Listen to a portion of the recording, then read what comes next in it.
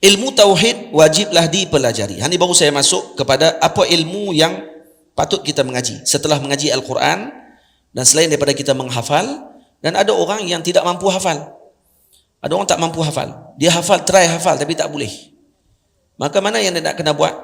Kata para ulama, kalau dia boleh hafal ni bonus. Tapi kalau tidak boleh hafal, memaham itu lebih utama. Faham tak? Faham ilmu tersebut dengan sungguh-sungguh itu lebih utama daripada hanya sekadar menghafal tidak faham. Faham tak? Itu maksudnya. Al-Imam Subki rahimahullahu ta'ala, Syekhul Islam, tidak boleh hafal. Kata dia, saya sangat sukar hafal. Payah nak apa kata dia. Al-Imam Al-Mahalli, Jalaluddin Mahalli, pengarang kitab Tafsir Jalalain, tidak hafal Quran. Kerana beliau tak boleh hafal. Saya tak boleh kata, tak ingat. Tapi dia buat kitab Tafsir Jalalain. Tapi dia buat kitab Kanzur Raghibin. Kitab fiqh antara yang paling payah dalam dunia pengajian fiqh Syafi'i. Nah, Kanzur Raghibin. Nah, kitab Kanzur Raghibin ni kitab yang paling payah. Dia syarahan yang paling daqiq bagi kitab Minhaj Al-Imam An-Nawawi rahimahullah. Sehingga kitab-kitab yang lahir selepas itu seperti Mughni, Tuhfah, Nihayah, kesemuanya mengambil saduran daripada Kanzu. Semua ambil sikit daripada kitabnya. Mesti ambil juga. Tak boleh tinggal kitab tu. Dan Imam Mahalli, pengarang kitab tersebut, kata dia, saya tak boleh hafal. Tapi dia Imam Mahalli, imam agung. Tapi janganlah guna hujah tu untuk tak mau mengapai. Ada orang yang jadi macam tu. Dia malah nak mengapai. Dia kata, oh alhamdulillah ada juga ulama besar yang tak hafal no. Saya tiru waktu lah. Dia kata, oh, ni orang panggil himmahnya tidak aliyah. Kalau kamu nak tiru, kamu jadi betul Imam Mahalli tak apa. Masalah duduk di mahallah ya. Ada tempat di kampung di Mesir. Duduk di kampung tu ya, tak boleh jadi apa. Nah. Kalau jadi betul macam dia tak apa lah. Boleh tulis kitab, boleh buat keluar macam Imam Mahalli buat keluar tak apa. Kan tak dia apa. Nah. Ilmu tauhid wajiblah dipelajari. Ilmu pertama perlu dikuasai. Jadi ini ilmu pertama yang perlu kita kuasai, iaitu ilmu tauhid. Betulkan i'tiqadmu pada yang esa, janganlah menyamakannya dengan hamba. Laisa kamitslihi syai' wa huwas samiul basir. Jadi itu tujuan kita belajar ilmu tauhid, untuk kita kenal Allah, yang kedua untuk kita tidak menyamakan Allah dengan makhluk. Karena Allah tidak sama sekali menyamai dan menyerupai makhluknya. Baik, apa kitab yang patut kita pelajari? Maka saya sebut mengikut kepada turutan yang ringkas bagi sistem pengajian di Al-Azhar Asy-Syarif. Ini yang saya sebut ni sistem pengajian di Al-Azhar. Ataupun sistem saya sampul juga dengan sikit sistem daripada Madrasah Hadramut, Yaman. Baik, apa kitab tauhid yang patut kita mengaji? Ini kitab tadris. Yang saya sebut ni kitab tadris dipanggil. Maknanya kalau tuan-tuan nak buat majlis di masjid, kalau nak susun pengajian, sepatutnya untuk ambil kitab-kitab ini. Ini dalam bahasa Arab lah. Tapi kalau dalam bahasa Melayu kita adalah kitab-kitab bahasa Melayu, ada Faridatul Faraid, ada kitab Bakurah Amani. Itu semua kitab-kitab yang dipakai dan juga diterima oleh jamaah ulama di kalangan bangsa Melayu. Saya ada juga kitab tauhid yang saya karang dalam bentuk syair tapi tak dikeluarkan lagi. Saya rasa tak keluarkan lagi. Saya tulis 53 bait. Ada 53 rangkap syair. Tajuk kitabnya Al-Iqdul Farid fi Manzumati Tauhid. Iqdul Farid fi Manzumati Tauhid. Kenapa saya buat nama Iqdul Farid? Karena saya ambil daripada kitab Jauharatut Tauhid. Daripada Qaridah Bahiyah. Qaridah Bahiyah karangan Al-Imam Dardir rahimahullah. Qaridah, apa makna qaridah? Qaridah maknanya permata yang tidak ditebuk lagi. Itu qaridah dibagi. Makna qaridah adalah permata yang baru keluar daripada tiram tu. Permata tu diambil dan masih lagi tidak ditebuk, tak dibuat lagi kalungan. Maksud ni hasil yang pertama keluar dari Imam Dardir rahimahullah. Imam Dardir kata beliau, saya tak boleh buat syair. Saya tak boleh buat syair. Itu bukan bidang saya, kata dia. Tapi matan tersebut keluar secara tiba-tiba waktu ketika majlis zikir beliau bersama dengan tariqah khalwatiyah. Waktu dia hadir, waktu tengah zikir tu terkeluar daripada kepala dia matan-matan tu. Balik, dia kata dia tulis balik dan siap satu malam. Kitab Qaridah Bahiyah 71 bait. Dia kata saya terus tulis, tak boleh tidur. Waktu tengah duduk zikir tu terkeluar matan tu. dan kitab tersebut menjadi kitab rujukan besar dalam dunia Islam setelah itu. 71 bait dia. Ini Imam Dardir punya karamah. Dan dia kata itu satu-satu matan yang dia tulis dalam bentuk syair. Sebab dia tak boleh tulis syair. Sebab bukan semua orang boleh tulis syair. Faham tak? Saya buat Iqdul Farid kenapa? Karena saya ambil daripada Kharidah. Kharidah permata yang tidak dilubangkan. Iqdun permata yang dilubangkan. Sebabkan karena saya ambil daripada kitab dia, maka dia seolah-olah saya telah mengambil daripada dia, maka seolah-olah dia adalah rantai yang telah disusun. Nah, dengan iqd. Maksud jadi permata ataupun yang telah disusun, karena saya tebuk daripada kitab Kharidah Al-Imam Dardir rahimahullah, maka saya namakan dia dengan Al-Iqdul Farid fi Manzumatit Tauhid. Dan saya karang pun dalam satu hari, hari Arafah. Saya karang hari Arafah tahun 2018 kalau tak silap saya. Hari Arafah, daripada waktu subuh saya karang dan siap karangan tersebut pada jam selepas zuhur. Waktu zuhur siap kitab tersebut, tapi sampai sekarang tak keluar. Itu adalah dalam ni tulisan tu ada, cuma tak dikeluarkan lagi sebab saya nak kena syarah dulu kitab tersebut. Baik, insyaallah ada rezeki nanti kalau kita syarah kitab tu nanti kita baca di sini insyaallah. Kalau umur panjang. Kita ada pendek aja, ringkas. Baik, aqidatul awam juga kharidah, faham dan kuasai sebelum jauharah. Ini turutan kitab tauhid yang patutnya kita mengaji kalau dalam bahasa Arab. Kenapa nak mengaji kitab apa dulu? Yang pertama kitab aqidatul awam. Nah, aqidatul awam, no, bukan aqidatul awam. Awam beza dengan awam. Awam, orang awam. Akidah orang-orang awam. Nah, kalau awam maknanya orang-orang yang berenang, bang. Awam maknanya perenang. Jadi akidah perenang lah ini. Nak berenang, kat mana scuba, mana pula ni? Nah, jadi akidah perenang. Jadi jangan baca baris tak betul. Awam disyaddahkan maka dia akan jadi perenang. Kalau awam maka dia akan jadi maknanya awam, orang awam maksudnya. Akidah orang-orang awam. Nah, jadi ini akidah ni disyarahkan, ditulis oleh Al-Imam Allahumma salli ala Sayyidina Muhammad Al-Marzuqi rahimahullahu ta'ala. Sidi Ahmad Marzuqi juga dikarang oleh beliau dalam satu malam. Nah, ajaibnya tuan-tuan, kitab ni pun saya pun baru perasan ni. Kitab yang saya tulis dalam bait ni, Aqidatul Awam dan Qaridah, juga Jauharah, ketiga-tiga kitab ni semuanya dikarang oleh ulama-ulama ni dalam satu malam. Siap kitab tu, satu malam. Semua. Nah, Aqidatul Awam, ini kitab yang patut kita pelajari. Yang kedua Qaridah Al-Bahiyah. Nah, yang saya sebutkan yang kedua, dan yang ketiga Jauharatul Tauhid. Yang ini peringkat yang ketiga. Nah, ini pun dikarang oleh Al-Imam Al-Laqani rahimahullahu ta'ala dalam satu malam. Ini ilmu wajib untuk difahami agar tidak taklid buta, tak mengerti. Kenapa wajib mengaji ilmu tauhid? Agar kita tidak menjadi orang yang hanya muqallid, ikut-ikutan sahaja dalam akidah kita. Bukan betul kita memahami ilmu tauhid tersebut. Bukan hanya ikut, tidak taklid di dalam ilmu tauhid. Ini berlaku perbahasan di kalangan ulama. Ada 6 pandangan ulama terhadap muqallid dalam ilmu tauhid. Ini orang yang hanya ikut-ikutan. Kalau dia tak belajar ilmu tauhid, sekadar sekurang-kurangnya dalil ijmal. Dia tahu dalil ijmal. Apa dalil Allah wujud? Dia sekurang-kurang dia kata ada alam ini. Oh, okey. Dalil ijmal dipanggil. Ada alam, dalil wujudnya Allah. Nah, apa dalil Allah Taala qidam? Apa dalil Allah Taala baqa? Kurang-kurang dia boleh jawab. Nah, walaupun dia tak boleh nak mendalam.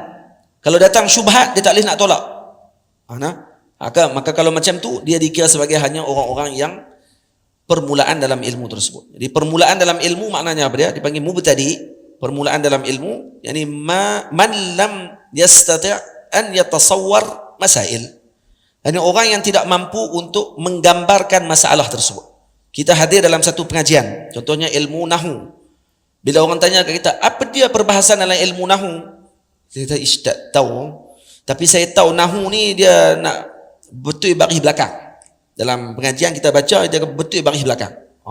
Maksudnya, tapi bila orang tanya nak suruh tasawur masail, tu boleh tak tolong kamu taswirkan, gambarkan satu masalah kepada saya untuk kamu, saya nak faham apa dia itu nahu.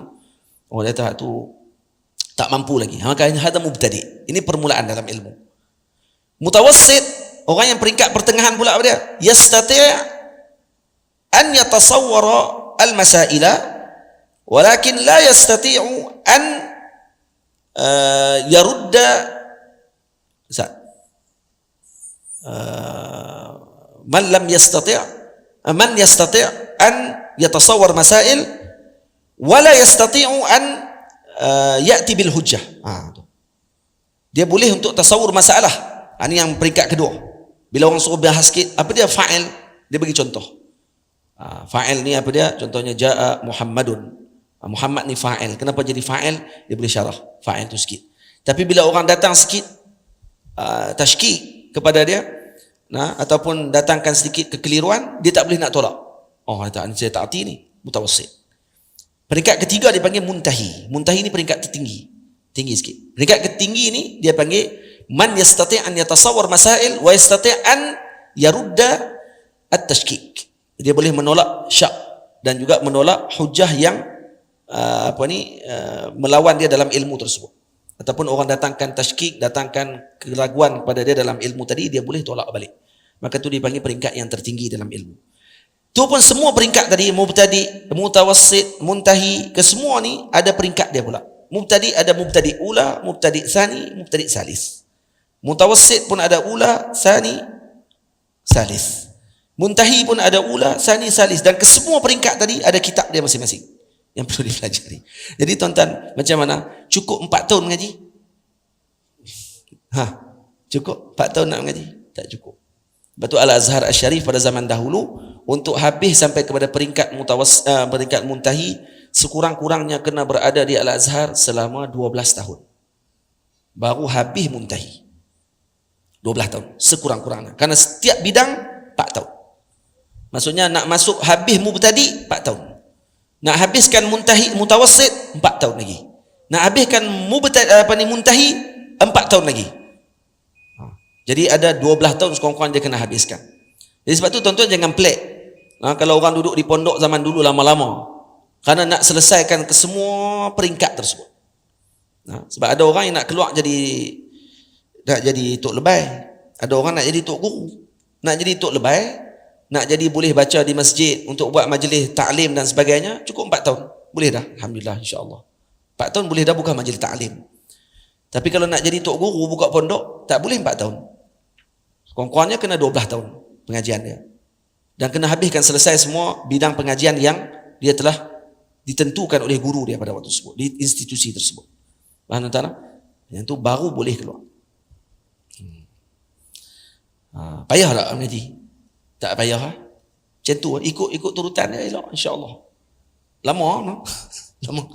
Saya pondok nak buat yang tu lah, nak buat 12 tahun tapi takut tak ada orang, tinggal saya seorang lagi. Jadi saya seorang duduk baca kitab kat seorang-seorang diri. Timbalan mudir lari, tok-tok guru semua lari habis tu. Tinggal saya seorang. Syekh Muhammad Alawi Maliki, anak murid tak boleh balik daripada madrasah dia 10 tahun. Tak boleh balik. Syekh Muhammad. Siapa pergi ke Mekah masuk madrasah dia 10 tahun tak boleh balik. Maklum rindu sahaja dekat mak ayah kena buang terus. Bagi tahu rindu saja kena buang dah. Hati tak ada dah dengan ilmu. Duk rindu dah benda-benda lain. Balik. Tak payah main dah. Macam tu sekali. Sebab saya pernah beritahu kat Fahmi Zamzam. Syekh Fahmi saya pernah bagi tahu dekat dia waktu sebelum saya ke Mesir tahun 2003 waktu tu. Saya beritahu kat Syekh Fahmi, saya kata Syekh saya nak cadang macam nak pergi ke mengaji dengan Abu Said Muhammad Alawi Maliki. Waktu Said Muhammad masih hidup lagi. Tahun 2003 tu. Syekh Said Muhammad meninggal tahun 2005. Kalau tak silap saya. Dia meninggal tahun 2005.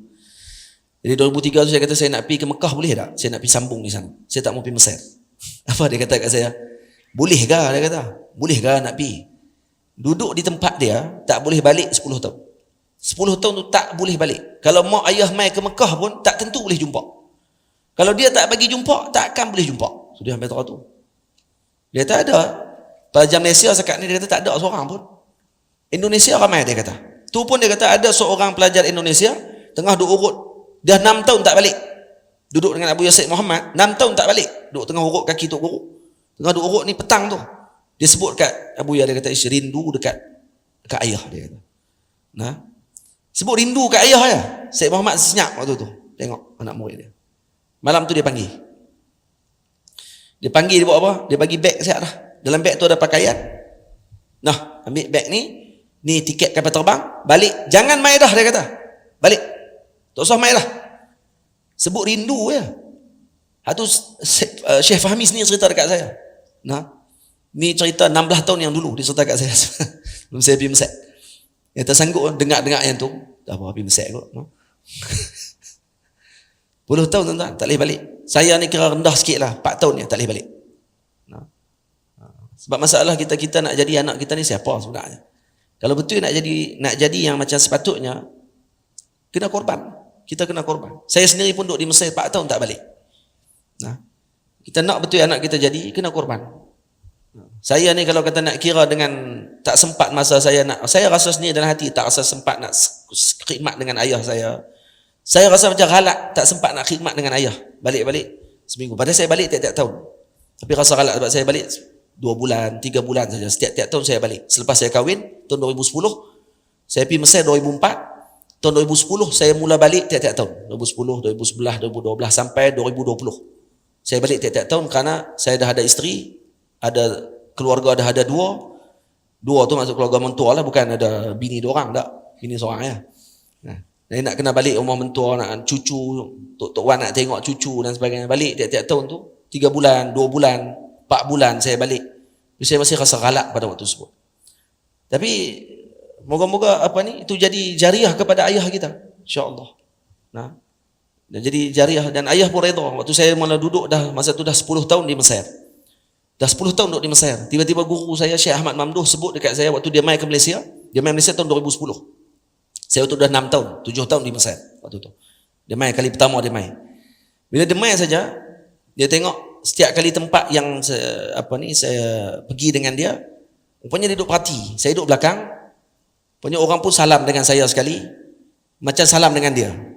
Waktu saya baru 7 tahun di Mesir. Jadi orang duk salam. Orang dah kenal saya waktu sebab saya dah mula balik ke Malaysia waktu tu.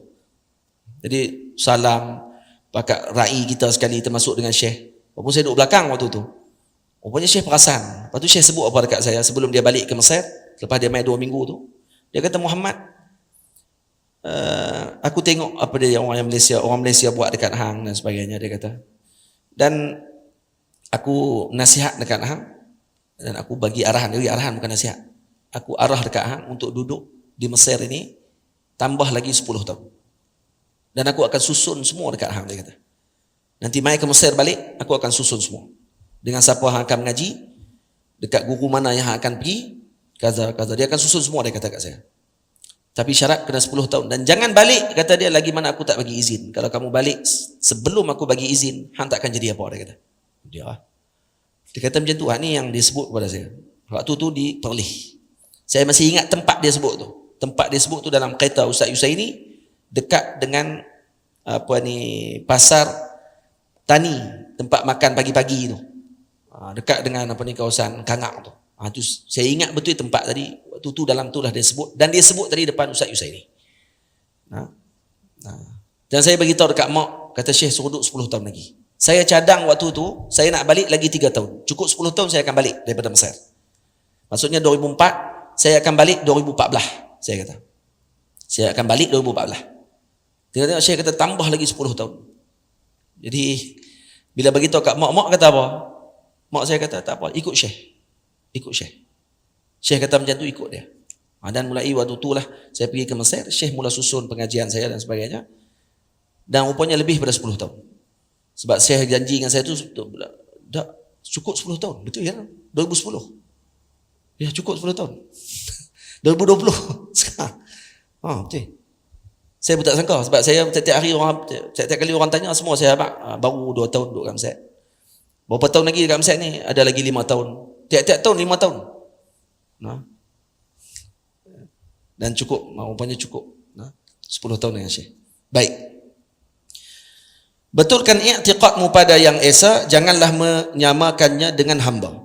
Aqidatul awam juga qaridah, faham dan kuasai sebelum jauharah. Jadi kena faham dan kuasai dulu kitab Aqidatul Awam dan kitab Qaridah Bahiyah, barulah baca jauharah. Kata guru saya Syekh Muhammad Said Hambali hafizahullahu taala, ketika kami belajar kitab Qaridah Bahiyah dengan beliau, kata dia, membaca Qaridah 10 kali lebih baik daripada kamu baca kitab Iji sekali. Faham? Maknanya kamu baca Qaridah 10 kali dan kuasai betul-betul, itu lebih baik, lebih kamu kuasai ilmu akidah ni dibandingkan kamu baca matan iji sekali. Lebih baca qaridah banyak kali daripada kamu baca satu kali saja matan yang paling besar, kayaknya tak faham apa. Itu maksud Maulana Syekh Muhammad Said Hambali hafizahullah taala. Ini ilmu wajib untuk difahami agar tidak taklid buta, tak mengerti. Baik.